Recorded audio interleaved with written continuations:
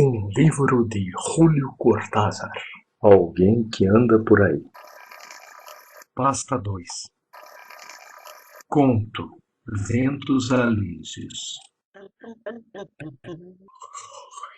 Sabe-se lá quem tinha pensado, talvez Vera, na noite do seu aniversário, quando Maurício insistia em que abrissem outra garrafa de champanhe, e entre uma taça e outra, dançavam na sala pegajosa, de fumaça, de charuto, e meia-noite.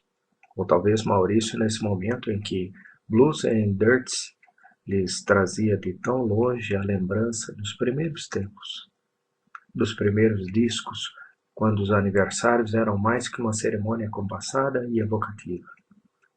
Como um jogo, falar enquanto dançavam, cúmplices, sorridentes, na paulatina modorra do álcool e da fumaça.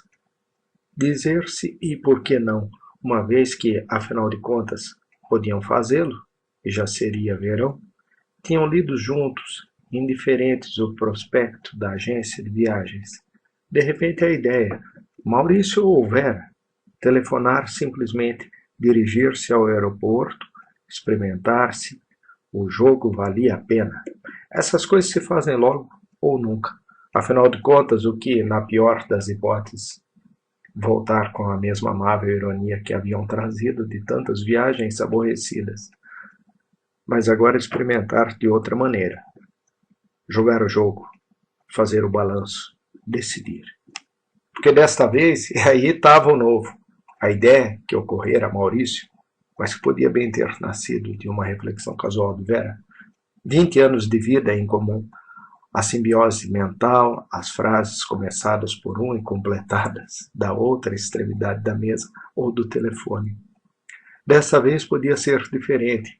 Era só criar as regras, divertir-se desde o grande absurdo de partir em diferentes aviões e chegar como desconhecidos ao hotel, deixar que o acaso os apresentasse no restaurante ou na praia ao cabo de 1 ou 2 dias, misturar-se às novas relações do veraneio, tratar-se cortesmente, aludir a profissões, famílias da roda dos coquetéis, entre tantas outras profissões e outras vidas, que buscariam como eles o leve contato das férias.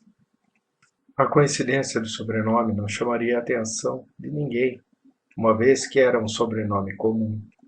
Seria tão divertido graduar o lento conhecimento mútuo, ritmando com o dos outros hóspedes, distrair-se com as pessoas, cada um por seu lado, favorecer o acaso dos encontros, e de quando em quando ver-se a sós, se olhar como agora, enquanto dançavam Blues in Dirts, e por momentos detinham-se para levantar as taças de champanhe, batê-las suavemente sob o exato ritmo da música, corteses e educados e cansados. E já 1h30, entre tanta fumaça e o perfume que Maurício quisera, sentir esta noite no cabelo de Vera, pensando que podia ter se enganado de perfume, e se Vera arrebitaria um pouco o nariz e concordaria. A difícil e estranha concordância de Vera. Sempre tinham feito o amor ao final de seus aniversários, esperando com amável displicência a saída dos últimos amigos, desta vez quando não havia ninguém, quando não tinham convidado ninguém, porque receber os aborrecia mais que estar sozinhos. Dançaram até o fim do disco, continuaram abraçados, olhando-se em uma bruma de quase sonho.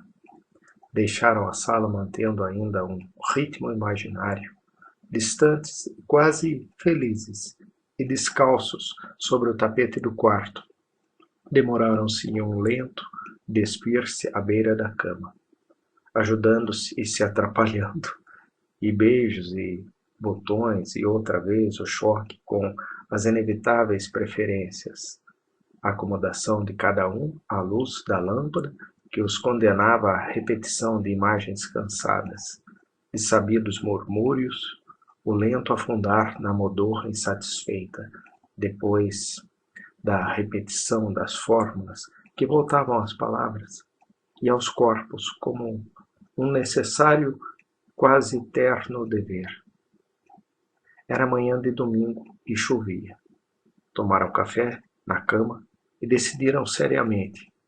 Agora precisavam fazer as regras, estabelecer cada fase da viagem para que não se tomasse uma viagem a mais e, sobretudo, uma volta a mais. Fixaram-na contando nos dedos. Viajariam separadamente. ocupariam apartamentos diferentes, sem que nada os impedisse de aproveitar o verão. 2. Não haveria censuras nem olhares como os que bem conheciam. 3. Um encontro sem testemunhas permitiria trocar impressões e saber se valia a pena. 4. O resto era rotina.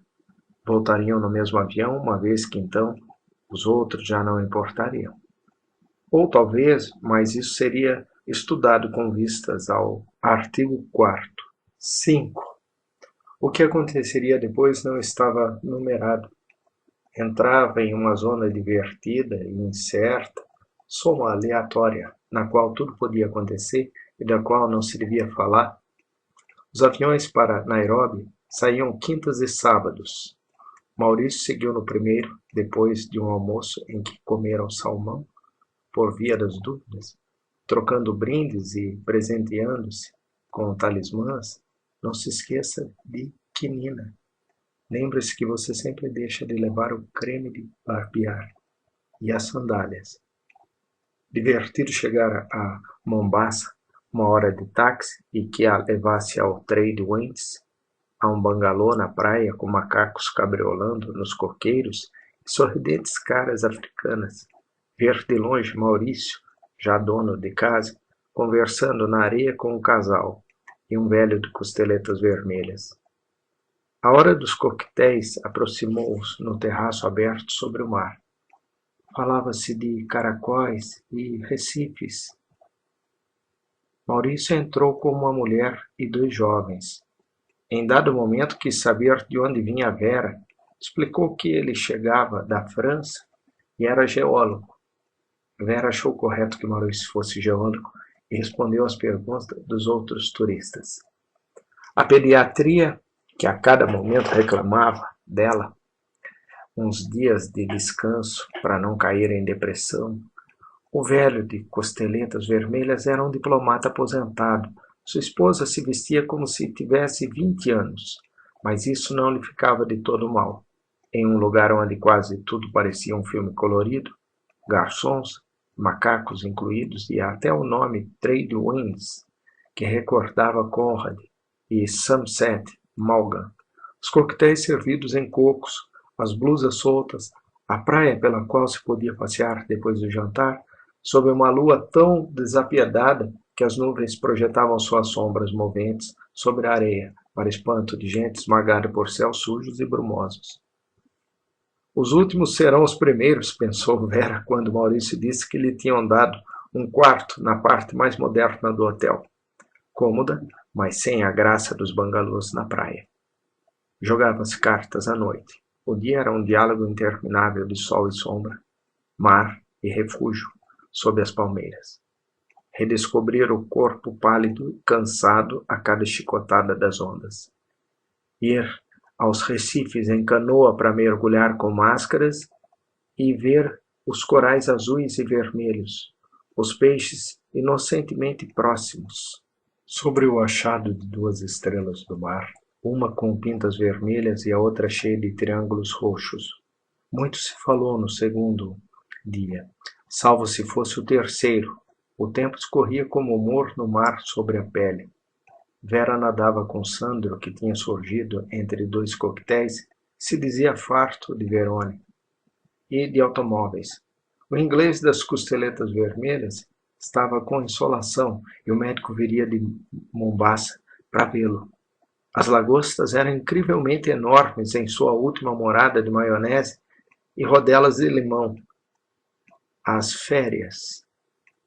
Diana só se tinha visto um sorriso distante e um pouco distanciador. Na 4ª noite veio beber no bar e levou seu copo ao terraço, onde os veteranos de 3 dias a receberam com informações e conselhos. Havia ouriços do mar perigosos na zona norte. De modo nenhum devia passear de canoa sem chapéu e alguma coisa para cobrir os ombros. O pobre inglês pagava caro por isso, e os negros se esqueciam de prevenir os turistas, porque para eles, claro, e Ana, agradecendo sem ênfase, bebendo devagar seu martini, quase mostrando que viera para ficar sozinha, de alguma Copenhague ou Estocolmo, necessitada de esquecimento. Sem sequer pensá-lo, Vera decidiu que Maurício e Ana, certamente, Maurício e Ana, antes de 24 horas, estavam jogando pingue-pongue com Sandro quando os viu caminhar para o mar e deitar-se na areia. Sandro zombara de Ana, que lhe parecia pouco comunicativa. As névoas nórdicas ganhava facilmente as partidas, mas o cavalheiro italiano cedia de quando em quando alguns pontos, e Vera compreendia e agradecia em silêncio. 21-18. Não estivera tão mal. Fazia progresso. Questão de dedicar-se.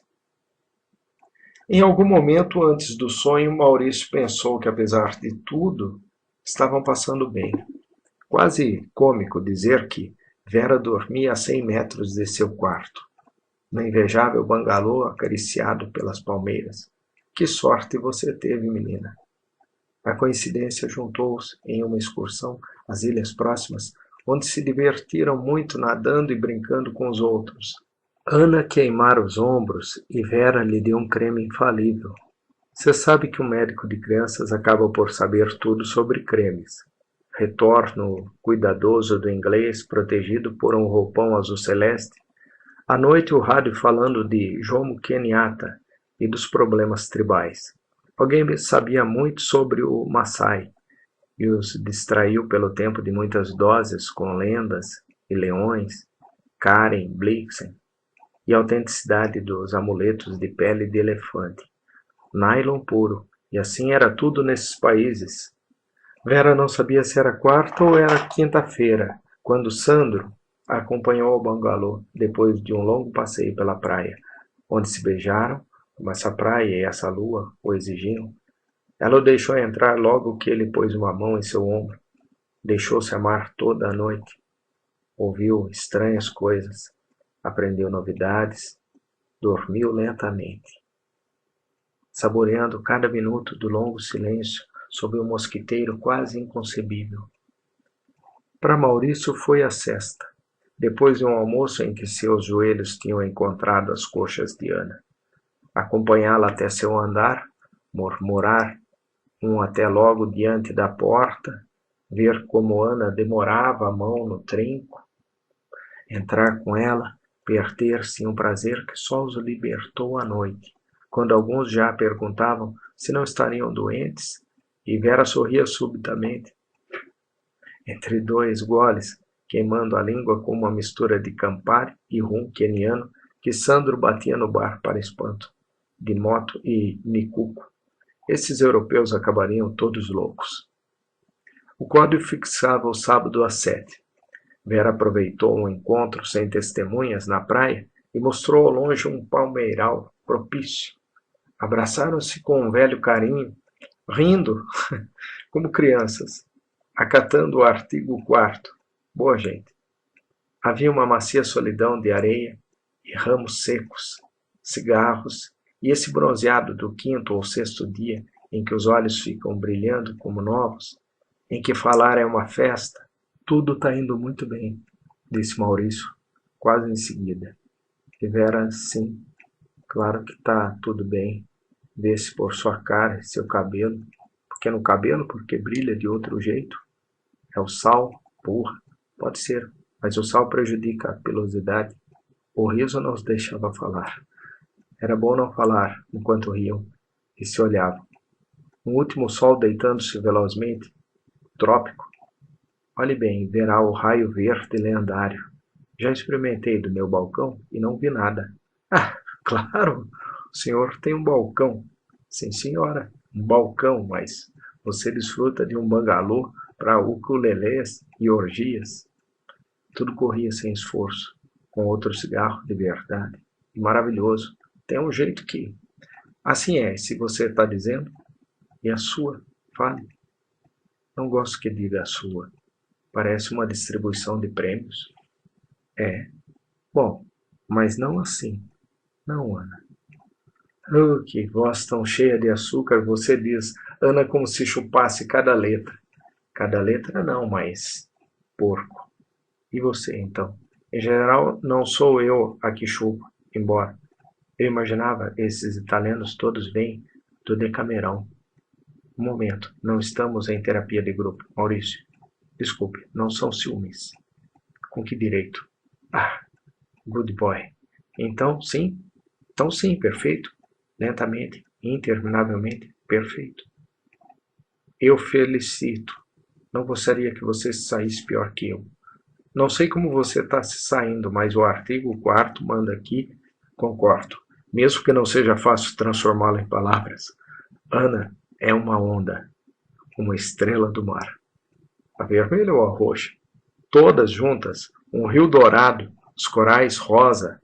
Este homem é um poeta escandinavo. E a senhora é uma libertina veneziana. Não é de Veneza, Verona. Dá no mesmo, sempre se pensa em Shakespeare. Você tem razão, não tinha pensado nisso. Enfim, assim vamos, não é verdade? Assim vamos, Maurício. E ainda temos 5 dias. 5 noites, sobretudo. Aproveite-as bem. Acho que sim. Ele me prometeu iniciações que chama de artifícios para chegar à realidade. Você os explicará a mim, espero. Com detalhes, imagine, e você me contará de seu rio de ouro e corais azuis. Corais rosa, pequenina. Afinal, está vendo que não estamos perdendo tempo. Isso, não é bom que fiquemos muito tempo no artigo 4º. Outro mergulho antes do uísque? Do uísque, que grosseria. Só me dão carpano combinado com genebra e angostura. Desculpa. Não é nada. Os refinamentos levam tempo. Vamos em busca do raio verde. Numa dessas. Quem garante? Sexta-feira, dia de Robson. Alguém se lembrou disso entre 2 doses e se falou um pouco de ilhas e naufrágios. Houve um breve e violento aguaceiro quente que prateou as palmeiras e trouxe mais tarde um novo rumor de pássaros. As migrações, o velho marinheiro e seu albatroz. Era gente que sabia beber. Cada uísque vinha com sua ração de folclore, de velhas canções das Hébridas ou de Guadalupe. No fim do dia, Vera e Maurício pensaram a mesma coisa. O hotel merecia seu nome. Era a hora dos ventos alísios. Para eles, Ana, a doadora de esquecidas vertigens, Sandro, fazedor de máquinas sutis, ventos alísios, devolvendo-lhes a outros tempos sem costumes, quando tinham também um tempo assim, novidades e deslumbramentos no mar dos lençóis. Só que agora não é por isso. Por isso os alísios que soprariam ainda até terça-feira, exatamente até o final do interregno, que era outra vez o passado remoto, uma viagem instantânea, as fontes aflorando outra vez, banhando-os de uma delícia presente, mas já conhecida, alguma vez conhecida antes dos códigos, de Blues in Dirts. Não falaram disso na hora de se encontrar no Boeing de Nairobi, enquanto acendiam juntos o primeiro cigarro do retorno. Olhar-se como antes encheu-os de algo para que não havia palavras, e que os dois calaram entre goles e histórias do trade winds. De alguma maneira era preciso guardar o trade winds. Os alísios deviam continuar empurrando-os. A boa velha querida navegação à vela, voltando para destruir as hélices, para acabar com o sujo, lento petróleo de cada dia contaminando as taças de champanhe do aniversário. A esperança de cada noite. Ventos alísios de Ana e Sandro. Continuar bebendo-os em pleno rosto, enquanto se olhavam entre 2 baforadas de fumaça. Porque Maurício, agora, se Sandro continuava ali, sua pele, seu cabelo e sua voz, corrigindo o rosto de Maurício, assim como o rouco riso de Ana, em pleno amor, inundava esse sorriso que em Vera valia amavelmente, como uma ausência. Não havia artigo 6, mas podiam inventá-lo sem palavras. Era tão natural que, em certo momento, ele convidasse Ana a beber outro uísque que ela, aceitando com uma carícia no rosto, dissesse sim, Sandro. Seria tão bom tomarmos outro uísque para nos tirar o medo da altura, jogar assim toda a viagem. Não havia mais necessidade de códigos para decidir que Sandro se oferecia no aeroporto para acompanhar a Ana até sua casa, que Ana aceitaria com o singelo acatamento dos deveres cavalheirescos. Que uma vez em casa fosse ela a buscar as chaves na bolsa e a convidar Sandro a tomar outra dose, ou fizesse deixar a mala no saguão e lhe mostrasse o caminho da sala, desculpando-se pelas marcas de pó e o cheiro, afechado, correndo as cortinas e trazendo gelo enquanto Sandro examinava com ar interessado a pilha de discos e a gravura de Friedlander. Passava das 11, beberam as taças da amizade e Ana trouxe uma lata de patê e biscoitos. Sandro ajudou a fazer canapés, mas não chegaram a prová-los. As mãos e as bocas se buscavam, derrubar-se na cama, despir-se já enlaçados, buscar-se entre cintos e panos, arrancar-se as últimas roupas e descobrir a cama, diminuir as luzes e possuir-se lentamente, buscando e murmurando, sobretudo esperando e murmurando-se a esperança.